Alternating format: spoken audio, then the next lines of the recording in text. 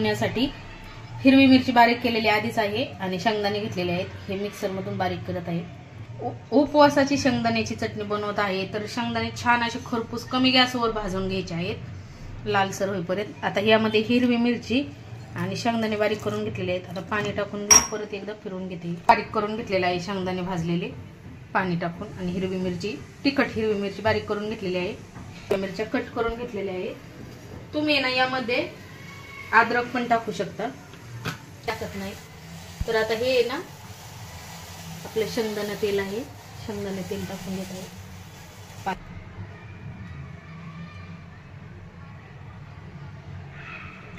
टाकलेलं आहे, घेत आहे। आता हे जे आपण शेंगदाणे बारीक करून घेतलेलं आहे हे टाकून घ्यायचं, आणि अद्रक आवडत असेल तर अद्रक टाकून घ्यायचं आहे। आणि आता हे जे बारीक आपण शेंगदाणे केलेलं आहे ना ते टाकून घेते। चवीनुसार मीठ टाकायचं आहे यामध्ये, चवीनुसार मीठ। उपवासासाठी बनवलेलं आहे। असं आहे ना बेसन पण बनवू शकता तुम्ही उपवासाचं। बेसनामध्ये बटाटा टाकायचं,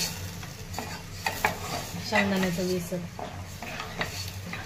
पाहू शकता ह्या चटणीला ना उकळी आलेली आहे। आता कमी गॅस करून ठेवून देते दुसऱ्या गॅसवर।